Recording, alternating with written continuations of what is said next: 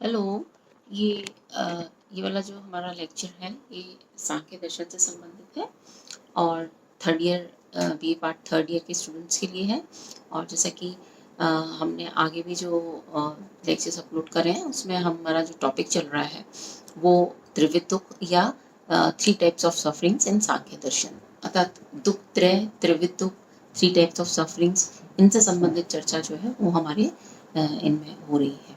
तो आगे के थोड़ा सा इसको वो करने के लिए, मेमोराइज करने के लिए, तो आगे वाले जो लेक्चर्स थे उसमें हमने देखा था कि भाई सांख्य दर्शन जो है वो मूलभूत रूप से जो कारिका शुरू होती है वो दुख के कॉन्सेप्ट से शुरू होती है। और वहाँ हमने देखा था कि वो किस प्रकार से दुख को परिभाषित करते हैं, दुख का वर्गीकरण करते हैं। तो दुख को मूलतः वहाँ जो डिफाइन करा गया है, परिभाषित करा गया है, वो किस प्रकार से डिफाइन करा गया है कि दुख जो है वो अंतःकरण में रहने वाला एक रजोगुण का परिणाम वहाँ पे स्वीकार करा गया है। और ये आगे भी चर्चा आ जाएगी जैसे जैसे प्रसंग आएगा। और बाकी आगे भी हमने बता दिया था कि सांख्य जो है मूलभूत रूप से तीन गण सत्व रज और तम, ये हर हर वस्तु में, हर जगह, पूरी पूरी सृष्टि में इसको विद्यमान को स्वीकार करते हैं। और इसी के पर्सपेक्टिव में उनकी एनालिसिस हमें अंडरस्टैंड करनी चाहिए। तो दुख को भी जो उन्होंने डिफाइन करा है वो किस प्रकार से करा है कि अंतःकरण में रहने वाला रजोगुण के एक परिणाम के रूप में उन्होंने इसको स्वीकार करा है। और फिर वहाँ हमने ये भी देखा था कि दुख का, ये तो उन्होंने डेफिनेशन दे दी थी, और फिर दुख का उन्होंने वर्गीकरण भी करा था। तो वर्गीकरण का जो आधार था वो बेसिकली उनका था कि दुख के जो उत्पन्न होता है वो अनेक कारणों से होता है। तो दुख का जो क्लासिफिकेशन था, वर्गीकरण था, उसका आधार जो था वो उसके कारण थे कि किन कारणों से दुख आ रहा है। और इसके आधार पर उन्होंने तीन प्रकार के दुख जो है वो हम लोगों को बताए हैं, आध्यात्मिक, आदि भौतिक और आदि दैविक। ठीक है, ये तीन प्रकार के जो दुख हैं वो हमने उनकी चर्चा करी थी। फिर वहीं पे भी हमने ये भी चर्चा करी थी कि जो प्रथम कारिका थी उसमें ये भी दुखों का की विवेचना करी। एज वेल एज हमने ये भी देखा कि वहाँ पे ये बताया गया है कि जो जितने भी प्रत्यक्ष गोचर उपाय हैं वो दुखों की एकांतिक और आत्यंतिक निवृत्ति में सहायक नहीं है। और ये भी हमने वहाँ पे देखा था, ये इसलिए क्योंकि ये हम क्यों बता रहे हैं, क्योंकि वहाँ पे ये बताया कि भाई ये भी हम डिस्कस कर चुके हैं कि भाई ग्रंथ का प्रयोजन क्या है। तो ग्रंथ का जो प्रयोजन ग्रंथकार ने बताया वो दुखों से निवृत्ति के रूप में बताया।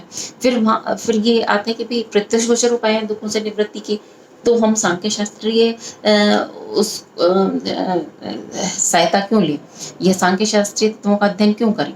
तो ये बताया गया था वहाँ पे प्रथम कारिका में कि जो प्रत्यक्ष गोचर उपाय हैं वो पर्याप्त नहीं है दुखों की निवृत्ति के लिए। अब फिर उसके बाद हमने दूसरे नंबर की कारिका डिस्कस करी थी और उसमें वहाँ पे ये बताया गया है कि जो प्रत्यक्ष गोचर उपायों के समान ही जो वैदिक उपाय हैं वो भी अयथेष्ट हैं दुखों से निवृत्ति के लिए। तो यहाँ इससे पहले वाले लेक्चर में हमने ये सब कुछ डिस्कस करा था। और वहाँ पे मूलभूत रूप से जो बताया था कि भाई क्यों वैदिक उपायों से दुखों की निवृत्ति नहीं हो सकती, तो उसका जो वहाँ पे कारण बताया गया है कि क्योंकि जो वैदिक उपाय हैं वो अशुद्धि, क्षय और अतिशय पे आधारित से युक्त होते हैं, इसलिए वो उनसे दुखों की निवृत्ति नहीं होती। तो जिसमें हमने यहाँ तक डिस्कस करा था कि भाई ये अशुद्ध क्यों है, इसको अशुद्ध, जैसे हमने कहा कि भाई ये अशुद्धि, क्षय, अतिशय पे आधारित है, तो इसको अशुद्ध क्यों स्वीकार करा जा रहा है। तो वहाँ पे हमने ये डिस्कस करा था कि जो यज्ञों में, इसमें वेदों में जो वर्णित है ज्योतिष्टोमेन स्वर्ग कामो यज्जेत, है ना, ज्योतिष्टोमेन स्वर्ग कामो यज्जेत, इस रूप में वहाँ पे दुखों से निवृत्ति का उपाय वर्णित किया गया है। तो इसका तात्पर्य है कि वहाँ पे यज्ञ आदि को दुखों से निवृत्ति का उपाय के रूप में स्वीकार करा गया है।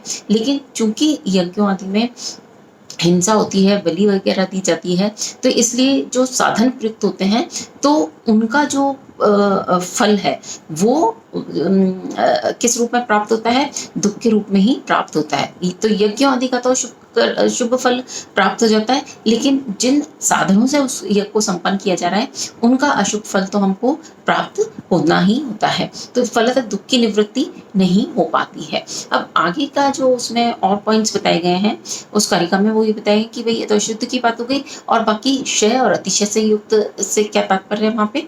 तो क्षय से तात्पर्य ये है कि जो वैदिक उपाय हैं, जैसे जो यज्ञ आदि वगैरह हैं, उनमें स्वर्ग आदि को साध्य या फल के रूप में वर्णित किया गया है। अब चूंकि ये साध्य या फल जो है वो विनाशील है, कार्य होने के कारण या साध्य होने के कारण विनाशील है। अब ये अपन को बिल्कुल कॉन्सेप्ट क्लियर होने चाहिए कि जो भी कार्य रूप पदार्थ होते हैं वो विनाशील होते हैं।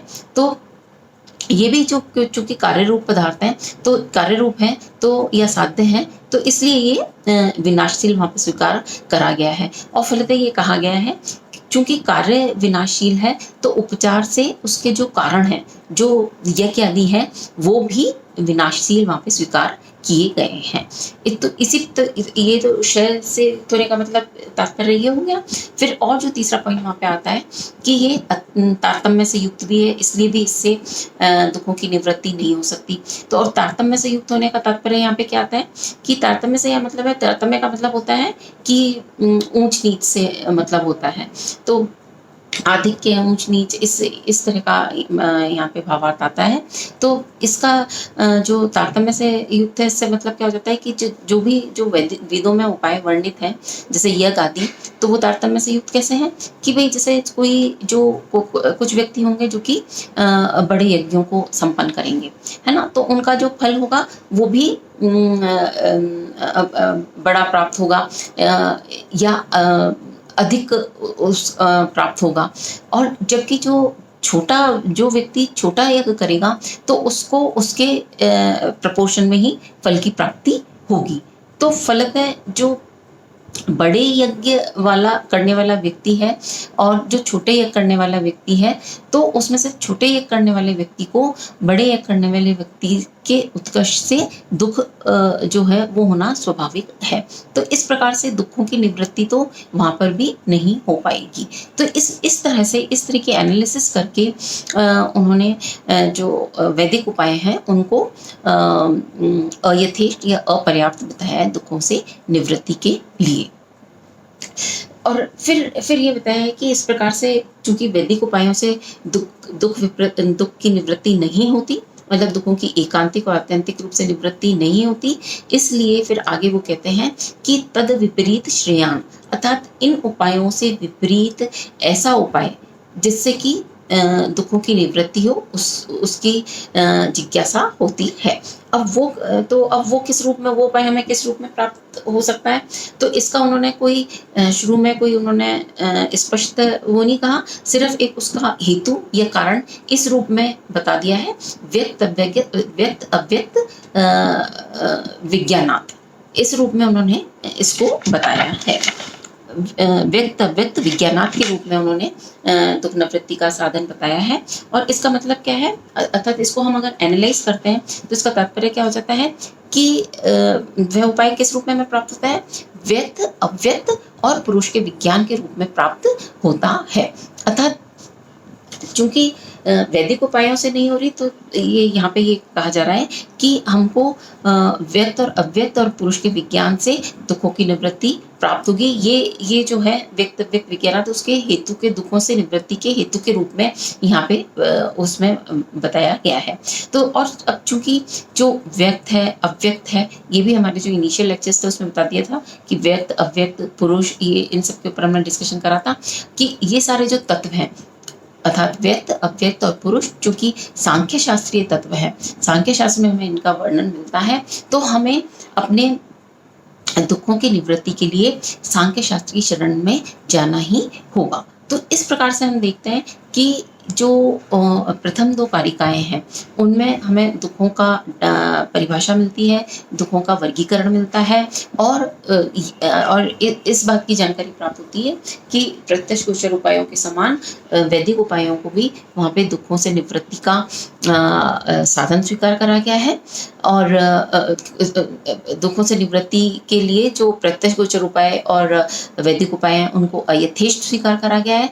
और इस तरह से उन्होंने अपने और सांख्य शास्त्रीय तत्वों के ज्ञान की आवश्यकता वहाँ पे सिद्ध कर दी है कि भाई अत्यंत अनिवार्य रूप से और पूर्ण रूप से तो दुखों की निवृत्ति आपको सांख्य शास्त्रीय तत्वों के ज्ञान से ही होगी। तो इस प्रकार से जो ग्रंथकार हैं वो अपनी ग्रंथ की सार्थकता अर्थात सांख्य शास्त्रीय तत्वों के अध्ययन की जो आवश्यकता एवं सार्थकता दोनों को वहाँ पे सिद्ध कर देते हैं। तो ये हमारा जो डिस्कशन था या वर्णन था, ये हमारा प्रथम दो कारिकाओं से संबंधित था। और जो हमारा टॉपिक है as per the syllabus, first जो है वो अपना त्रिविध दुख और या दुख त्रय है। तो इस पे ये अपनी पर्याप्त अपना अध्ययन हो चुका है। आगे अपन इसका नेक्स्ट टॉपिक लेंगे। Okay, thank you.